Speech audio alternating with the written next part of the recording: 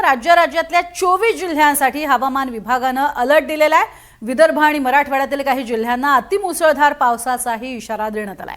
तर चंद्रपूर, गडचिरोली आणि भंडारा जिल्ह्यांसाठी रेड अलर्ट दिलेला आहे। नागपूर जिल्ह्यासाठी ऑरेंज अलर्ट घोषित करण्यात आलाय आणि कालच विदर्भामध्ये तसंच मराठवाड्यात पाऊस कोसळला होता आणि आज खास करून विदर्भात काही जिल्ह्यांना रेड अलर्ट देण्यात आलाय।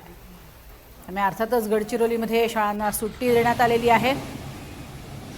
कालही नागपूरमध्ये झालेल्या जोरदार पावसाचा फटका बसला होता। अनेक ठिकाणी मुसळधार पावसाची शक्यता आज राज्यात वर्तवण्यात आली आहे। विदर्भातील चंद्रपूर जिल्ह्याला आज रेड अलर्ट देण्यात आलेला आहे। मराठवाडा आणि कोकणालाही आज पावसाचा अलर्ट देण्यात आला आहे।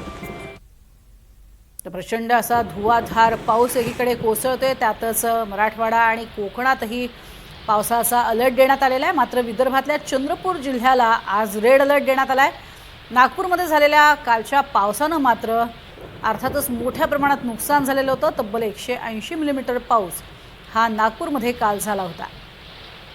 नागपूर आणि चंद्रपूरमध्ये आज शाळा कॉलेजेसना सुट्टी जाहीर करण्यात आली आहे। चंद्रपूर जिल्ह्याला पावसाचा रेड अलर्ट देण्यात आला आहे आणि त्यामुळे शाळा कॉलेजेस आणि क्लासेसना सुट्टी जाहीर केली आहे। तर अनावश्यक प्रवास टाळा अशा सूचनाही करण्यात आल्या आहेत। जिल्हाधिकाऱ्यांनी महत्त्वाचं आवाहन केलेलं आहे आणि या संदर्भात अधिक माहिती घेणार आहोत आमचे प्रतिनिधी प्रवीण मुधोळकर यांच्याकडनं। प्रवीण, एकंदरीतच होत असलेला संपूर्ण विदर्भातला पाऊस, सध्याची तिथली काय स्थिती आहे आणि येत्या काळामध्ये कशा पद्धतीने खबरदारी घेतली जाईल?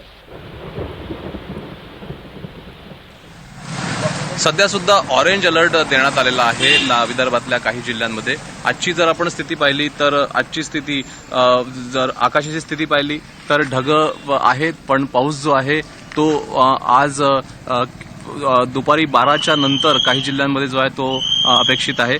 पाऊस जो आहे तो आपण पाहू शकतो। पावसामुळे जो काल शहरामध्ये ज्या पद्धतीनं लोकांना त्रास झाला, काही ठिकाणी आपण पाहू शकतो की 200 मिलीमीटर पावसामुळे गट्टू किंवा इतर जे रोडचं काम होतं ते उखळून गेलं, इतका पाण्याचा फोर्स होता। त्यामुळे काही ठिकाणी जर पाणी अद्यापपर्यंत बेसमेंटमधून किंवा इतर ठिकाणून काढायचं आहे। नरेंद्रनगर ब्रिज असेल, मनीषनगर ब्रिज असेल, रात्रभर पाणी उपसा झाला आहे तिथे। आणि आता नागपूरसह भंडारा, गोंदिया, चंद्रपूर या ठिकाणी सुद्धा सतर्कतेचा इशारा देण्यात आला आहे। नागपूर आणि चंद्रपूर या दोन जिल्ह्यांमध्ये शाळांना सुट्टी जी आहे ती देण्यात आलेली आहे। त्यामुळे सकाळच्या स्कूल बसची गर्दी आणि बाकीची गर्दी ज्या विद्यार्थ्यांची दिसत नाहीये।